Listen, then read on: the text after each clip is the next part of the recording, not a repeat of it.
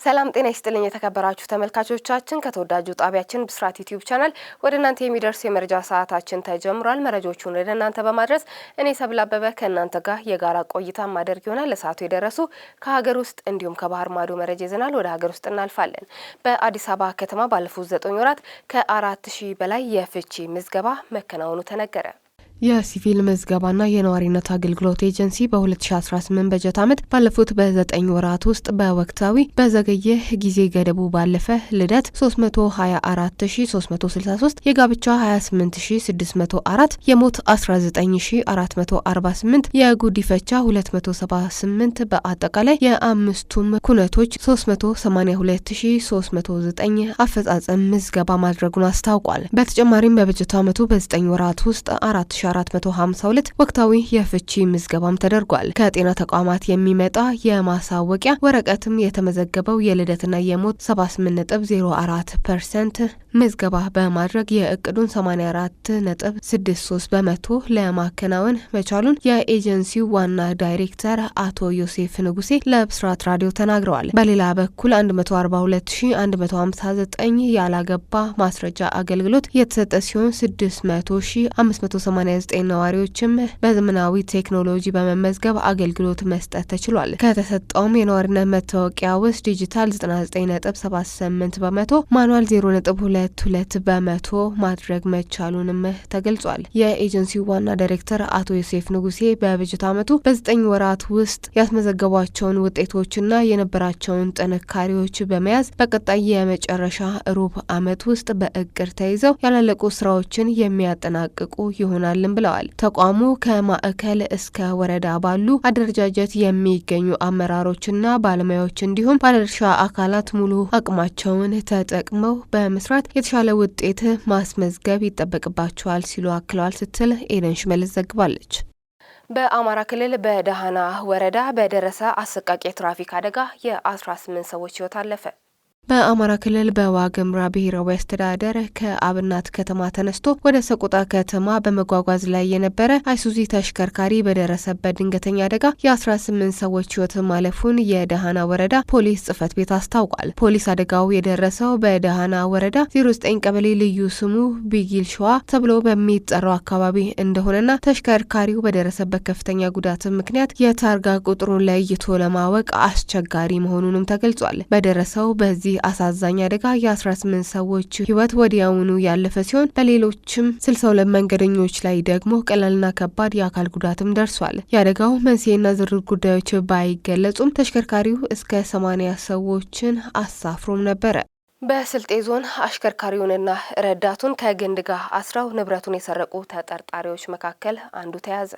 ከወላይታ ሶዶ ወደ ቡታጅራ መስመር ሲጓዝ የነበረ የሰሌዳ ቁጥር ኮድ 349700 አዲስ አበባ የሆነ አይሱዙ የጭነት ተሽከርካሪ በስልጤ ዞን ሁልባረግ ወረዳ ለጊዜው ማንነቱ ያልታወቁ ዘራፊዎች ሾፌሩንና ረዳቱን ከግንድ ጋር አስረው ተሽከርካሪውን ይዘው ተሰውረው ነበረ። ተዘርፎ የተወሰደው ተሽከርካሪ በጉራጌ ዞን የገደባኑ ጉታዘር ወለኔ ወረዳ ኢንጌ ተብሎ በሚጠራው አካባቢ ከምሽቱ 4 ሰዓት ተኩል ላይ ተሽከርካሪውን ከአንድ ተጠርጣሪ ጋር በቁጥጥር ስር ማዋሉን የወረዳው ፖሊስ አስታውቋል። ተጠርጣሪው በቡታጅራ በኩል የኬላ ከተማን አቋርጦ በኦሮሚያ ክልል ምዕራብ ሸዋ ዞን በኮኪር ወረዳ አጨበር በኩል ወደ ገድባኖ ጉታዘር ወለኔ ወረዳ እንደመጣ እንደነበርም ተነግሯል። ተሽከርካሪውን የያዘው ግለሰብ ሾፌሩንና ረዳቱን ከግንድ ጋር አስረው ተሽከርካሪውን ይዘው መሰወራቸውን አቁሞት በሄደበት መያዙም ተገልጿል። ፖሊስ ተጠርጣሪዎቹን አድኖ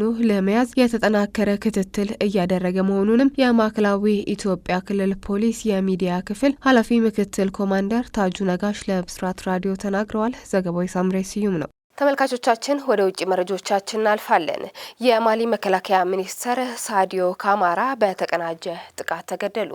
የማሊ መከላከያ ሚኒስተር ጀነራል ሳዲዮ ካማራ በአገር አቀፍ ደረጃ በወታደራዊ ጣቢያዎች ላይ በተደረጉ የተቀናጁ ጥቃቶች መገደላቸውን የመንግስት ቃል አቀባይ አረጋግጧል። ካማራ የተገደሉ ጥቃት አድራሾቹ በመኖሪያ ቤት ላይ ባነጣጠሩት ጥቃት መሆኑንም ቃል አቀባዩ ኢሳ ኢስማን ኩሊባኡ እሁድ ዕለት በሰጡት መግለጫ ተናግረዋል። በካቲ ጋርተን ከተማ የሚገኘው የካማራ መኖሪያ ቤት ቅዳሜ ዕለት በአልቃይዳ ተባባሪ የሆኑ በሆኑ የቱዋሬግ አማጺ ቡድን ጥቃትም ተከፍቶባቸዋል። ካማራ እንደ አውሮፓውያን አቆጣጠር በ2020ና በ2021 ከተደረጉ መፈንቅለ መንግስት በኋላ ስልጣኑን ለተቆጣጠረው ወታደራዊ መንግስት ማዕከላዊ ሰውም ነበሩ። በተገዢው ወታደራዊ አመራር ውስጥ በጣም ተደማጭነትም ካላቸው ሰዎች አንዱ የነበሩ ሲሆን አንዳንዶቹ ወደፊት የማሊ መሪ ሊሆኑ እንደሚችሉ ይናገሩም ነበረ። የካማራ ህልፈት ለሀገሪቱ ታጣቂ ኃይሎች ትልቅ ጉዳትም ሆኗል።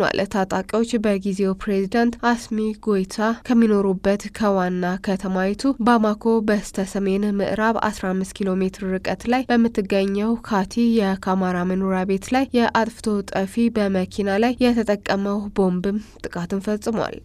በዋሽንግተን የጋዜጠኞች እራት ግብዣ ላይ ጥቃት የከፈተው የ31 ዓመቱ የካሊፎርኒያ ሰው ጉዳት እንዳልደረሰበት ተነገረ።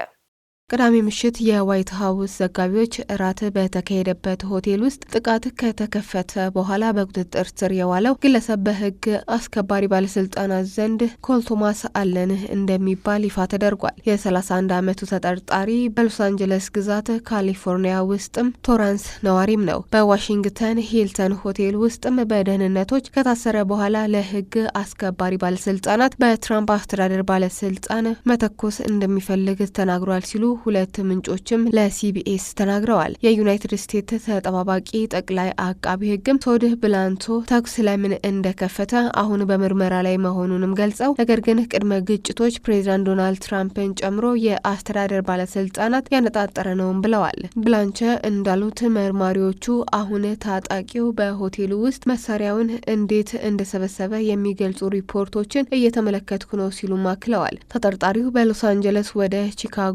ባቡር ከዚያም ወደ ዋሽንግተን ዲሲም ተጉዟል። የዋሽንግተን ጊዜያዊ ፖሊስ አዛዥ ጄፍሪ ካሮል ተጠርጣሪው በጥይት አልተመታም፣ ነገር ግን ለጤና ምርመራ ወደ ሆስፒታልም ተወስዷል። ተጠርጣሪው የዘጋቢዎቹ የእራት ግብዣ በሚካሄድበት በዋሽንግተን ሂልተን ሆቴል ውስጥ እንግዳ ነበር ያሉት ካሮል ሽጉጥ እና በርካታ ቢላዎችንም ታጥቋል ሲሉም አክለዋል። ተመልካቾቻችን እስካሁን ስትከታተሉት የነበረው ከተወዳጁ ጣቢያችን ብስራት ዩቲዩብ ቻናል ወደ እናንተ ሲደርስ የነበረው የመረጃ ሰዓታችንን ነው። መረጃዎቹን ወደ እናንተ በማድረስ እኔ ሰብል አበበ ከእናንተ ጋር የጋራ ቆይታ አድርጌያለሁ። መልካም ቆይታ